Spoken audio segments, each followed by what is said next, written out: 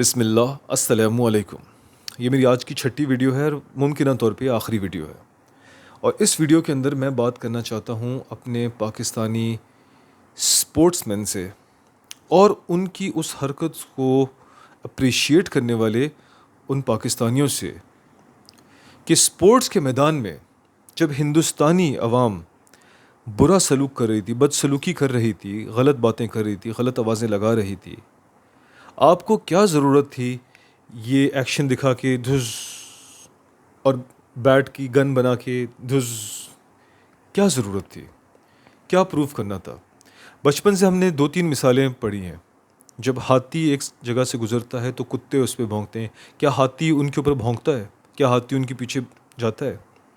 چاند کو دیکھ کے جب کتا بھونکتا ہے تو کیا چاند کی شان میں کوئی کمی آتی ہے؟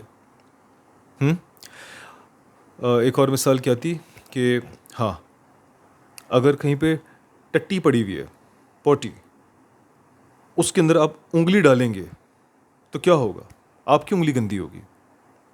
ٹٹی کو کوئی فرق پڑے گا؟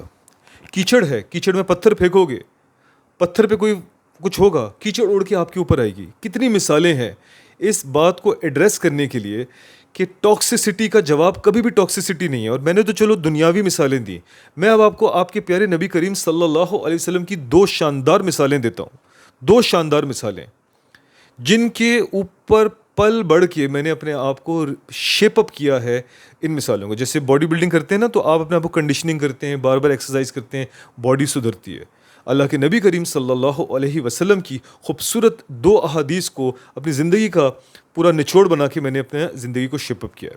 پہلی حدیث یہ ہے کہ اللہ کے نبی کریم صلی اللہ علیہ وسلم کی جو مجلس تھی، اس کے اندر سارے جلیل القدر صحابی بیٹھے ہوئے تھے. اس کے اندر ایک شخص آیا اور اس نے آ کے اللہ کے نبی سے کہا کہ میں کچھ کہنا چاہتا ہوں. اللہ کے نبی نے اس کو اجازت دی، آپ کہیے. تو وہ شخص اللہ کے نبی کو برا بھلا کہنے لگا، غلط باتیں کرنے لگا ان کی شان میں. صحابہ کرام نے سنا، اس کو دیکھا، غصے سے اپنی انہوں نے جو مٹھیاں تھیں وہ کلینچ کر لیں، تلواروں کے دستوں کو کس کے گھمانا شروع کر دیا، آنکھوں میں خون اترنے لگا. لیکن اپنے سامنے اپنے لیڈر کو بیٹھا دیکھا جو کہ اطمینان سے ان باتوں کو سن رہے تھے، تو کچھ نہیں کیا. وہ آدمی جب پوری طرح سے آپ کو اندر آنا ہے، آ جائیں، مگر آپ پھر خاموشی سے بیٹھیے گا، ٹھیک ہے؟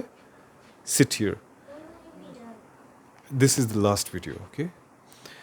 تو but you are not suppose to cough in the middle, okay? But you said I could cough one time like this. Yeah, that's fine, but not for a long time, okay? چلو. تو اللہ کے نبی کریم صلی اللہ علیہ وسلم اطمینان سے اس کی بات کو سنتے رہے. جب وہ آدمی اپنی بات مکمل کر چکا تو اللہ کے نبی نے اس سے کہا کہ کیا تم کچھ اور کہنا چاہتے ہو؟ اس نے کہا نہیں، میں نے جو کہنا تھا میں نے کہہ دیا. تو اللہ کے نبی نے ان سے کہا بیٹھ جاؤ. وہ بیٹھا نہیں، وہ چلا گیا. جب وہ چلا گیا تو صحابہ کرام کو غصہ آ رہا تھا. ان کی بے تابی کو دیکھ کے سیدنا ابو بکر صدیق رضی اللہ تعالیٰ عنہ اپنی جگہ سے کھڑے ہوئے اور انہوں نے اللہ کے نبی کی شان میں ایسی پیاری پیاری باتیں کرنا سٹارٹ کیا. آپ رحمۃ اللہ عالمین ہیں، آپ آئے تو ہماری زندگیاں سدھری، ہم تو بالکل جہنم کے دہانے پہ تھے، ہم برباد ہو جاتے اگر آپ نہیں آتے. اور ان کی شان میں اتنی خوبصورت نعت خوانی کی کہ صحابہ کرام کا جو غصہ تھا وہ ٹھنڈا ہو گیا. یہ سب کرنے کے بعد اللہ کے نبی کریم صلی اللہ علیہ وسلم مسکرائے اور انہوں نے کہا کہ ابو بکر کچھ اور کہنا چاہتے ہو؟ تو ابو بکر صدیق رضی اللہ تعالیٰ عنہ نے کہا کہ نہیں یا رسول اللہ. تو انہوں نے کہا اب آپ بیٹھ جاؤ. ابو بکر صدیق رضی اللہ تعالیٰ عنہ بیٹھ گئے. کسی نے اللہ کے نبی سے پوچھا کہ اللہ کے نبی، ایک شخص نے آ کے آپ کو برا بلا کہا، اس کے ساتھ بھی آپ نے وہی سلوک کیا جو سیدنا ابو بکر صدیق رضی اللہ تعالیٰ عنہ کے ساتھ کیا، جبکہ انہوں نے آپ کی شان میں اتنی پیاری باتیں کی، نعت خوانی کی. تو اللہ کے نبی کریم صلی اللہ علیہ وسلم نے جو خوبصورت جواب دیا وہ آپ کو سیکھنا چاہیے. میں مسلمان پاکستانیوں آپ سے مخاطب ہوں. وہ جواب یہ تھا کہ نہ اس شخص نے میری برائی بیان کی، نہ ہی ابو بکر نے میری اچھائی بیان کی. دونوں لوگوں نے اپنے آپ کو بیان کیا کہ وہ کیا چیز ہے. کتنی خوبصورت بات ہے کہ دونوں اشخاص نے اپنی تربیت، اپنا مائنڈ سیٹ اور ان کا آخرت میں کیا حساب کتاب ہونے والا ہے اس کو ڈیفائن کر دیا. ظاہر سی بات ہے ایک شخص نے گندگی دیکھی ہے اپنے گھر میں، تربیت اچھی نہیں دیکھی، بدتمیزی دیکھی ہے، غلاظت دیکھی ہے، گالی گلوچ دیکھی ہے، وہ یہی چیز بن کے معاشرے میں آئے گا اور وہ یہی چیز پروڈیوس کرے گا. ایک شخص نے محبت دیکھی ہے، پیار دیکھا ہے، تمیز دیکھیے. ابھی دیکھو میں نے اپنے بیٹے سے کتنی محبت پیار سے بات کی. کل کو میرا بیٹا بڑا ہو کے اسی طرح سے لوگوں کے ساتھ مخاطب ہوگا, پیار سے, عزت سے, احترام سے. تو جو آپ اپنے بچوں کو دیتے ہو, جو جس ماحول میں آپ پلتے بڑھتے ہو, وہی آپ لوگوں کے سامنے پروڈیوس کرتے ہو. دوسرا واقعہ, سیدنا ابو بکر صدیق رضی اللہ تعالیٰ عنہ ہی تھے یا پھر شاید کوئی اور جلیل القدر صحابی تھے, جن کو ایک کافر برا بھلا کہہ رہا تھا, لڑائی کر رہا تھا, اور وہ چپ چاپ غصے سے صبر کے ساتھ سن رہے تھے. اللہ کے نبی کے اوپر ان کی نظر پڑی تو اللہ کے نبی مسکرا کے ان کو دیکھ رہے تھے. تو یہ جو بھی صحابی تھے, شاید ابو بکر صدیق رضی اللہ تعالیٰ عنہ تھے, انہوں نے سوچا کہ اللہ کے نبی مسکرا رہے ہیں, اس کے پیچھے کیا حکمت ہوگی. اینی ویز ان صحابی نے آگے سے جواب دے دیا, چپ ہو جاؤ یا دفع ہو جاؤ, کچھ کہا. تو انہوں کی نظر پڑی کہ اللہ کے نبی ناگواری کا اظہار کرتے ہوئے چلے گئے. یہ صحابی جو تھے, جو کہ ممکنہ طور پہ شاید سیدنا ابو بکر صدیق رضی اللہ تعالیٰ عنہ تھے, اور اللہ تعالیٰ میری کمی بیشی کو معاف فرمائے, وہ گئے اور انہوں نے پوچھا کہ یا رسول اللہ, جب تک وہ مجھے برا بھلا کہہ رہا تھا تو آپ مسکرا رہے تھے, اور جیسے ہی میں نے ریٹیلیٹ کر کے اپنا بدلہ لیا تو آپ نے ناگواری کا اظہار کیا. تو اللہ کے نبی کریم صلی اللہ علیہ وسلم نے فرمایا کہ جب تک آپ خاموش تھے, آپ کی طرف سے اللہ نے ایک فرشتہ مقرر کیا تھا جو اس کے حق میں بیان بازی کر رہا تھا اور اس کے لیے کوسنے کر رہا تھا. جہاں آپ نے اپنا بدلہ, اپنا ڈیسیجن اپنے ہاتھ میں لیا, وہ فرشتہ چلا گیا. تو مجھے دکھ ہوا. یہ دو واقعات, یہ احادیث, یہ آپ کے لیے کافی ہونی چاہیے کہ آپ کو اس بات کا احساس ہو کہ یہ ہے آپ کے نبی کریم صلی اللہ علیہ وسلم کی تعلیمات.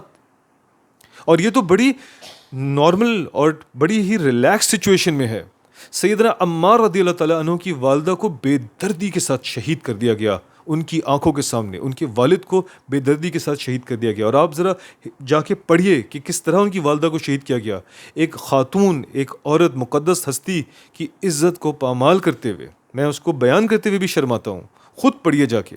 اگر میں ایک عالم دین ہوتا اور دین کا علم میرا مقصد ہوتا تو میں آپ کو بتاتا, لیکن میں شرم کی وجہ سے حکمت کے طور پہ خاموش ہوں. جا کے خود ریسرچ کر لیجئے کہ کس طرح ان کو شہید کیا گیا. اور وہ بیٹا دیکھ رہا ہے, اور اس وقت مکہ کے اندر کم و بیش کوئی 100-150 مسلمان موجود تھے.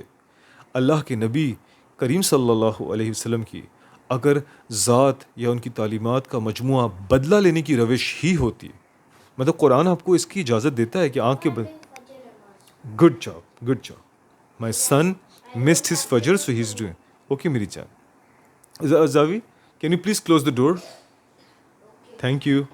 And call me when you are ready for the frag. Okay بیٹا. تو اللہ کے نبی کریم صلی اللہ علیہ وسلم, ٹھیک ہے, قرآن حکیم ہمیں اس کی اجازت دیتا ہے کہ آنکھ کے بدلے آنکھ, ناک کے بدلے ناک, پر ایٹ دا سیم ٹائم اللہ تعالیٰ فرماتے ہیں معاف کر دو تو یہ تمہارے لیے زیادہ بہتر ہے. اجازت ہے, معاف کر دو تو زیادہ بہتر ہے. اور میرے پیارے نبی کریم صلی اللہ علیہ وسلم نے اپنی زندگی میں اپنے بدترین دشمنوں کو معاف کیا ہے. فتح مکہ پہ سب کو معاف کر دیا, سیدنا حمزہ کے رضی اللہ تعالیٰ عنہ کے قاتل کو معاف کر دیا.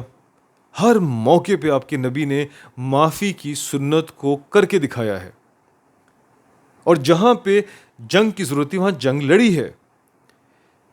اس کے باوجود کیوں آپ اس چیز کو سمجھتے نہیں ہیں کہ آپ کے پیارے نبی کریم صلی اللہ علیہ وسلم نے ایکسرسائز کر کے دکھایا ہے معافی کو, ایکسرسائز کر کے دکھایا ہے کہ جنگ کے میدان میں ہونی چاہیے, اور باقی میدانوں میں یہ ایگریشن, یہ حرکتیں نہیں ہونی چاہیے.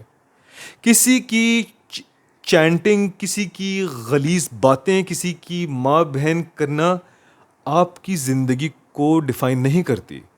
کوئی آپ کی ماں بہن کو گالی دے رہا ہے نا, وہ آپ کی ماں بہن کو گالی نہیں دے رہا, وہ اپنے گھر کو ڈیفائن کر رہا ہے. آپ کے پاس یہ حق نہیں ہے کہ آپ ایک ایسا اشارہ کر کے یہ کرو, کیونکہ اس دھماکے میں یا وہاں پر جو کچھ بھی ہوا, اوکے بیٹا, اس دھماکے میں یا اس طرح کے حملے میں ان کی سائڈ پہ بھی جو نقصان ہوا, ایک منٹ رکیں زاوی, دا قبلہ از دس سائڈ, ہاں exactly you have to face me, yeah جی, but there is no space, so at least stand over there. جی, more how will you do your سجدہ, how will you prostrate to اللہ سبحانہ و تعالیٰ. Test it. Yeah good, okay, No, it's fine. یا کول. تو کہنے کا مقصد یہ ہے کہ ان کی سائڈ پہ بھی اس دھماکوں کے نتیجے میں ان جہازوں کے گرنے کے نتیجے میں، ان راکٹس کے گرنے کے نتیجے میں انسانوں کی ہلاکت ہوئی ہے، مظلوم انسانوں کی بھی ہوئی ہے، ان کے فوجیوں کی بھی ہوئی ہے۔ جنگ جیتنے پہ ہم خوش ہیں، سرخرو ہونے پہ ہم خوش ہیں، عزت حاصل کرنے پہ ہم خوش ہیں، لیکن ان کے لوگوں کی ہلاکت پہ ہم خوش نہیں ہیں، کیونکہ ہم مسلمان ہیں۔ تو اس چیز کو ہم سیلیبریٹ نہیں کرتے تانے کی شکل میں۔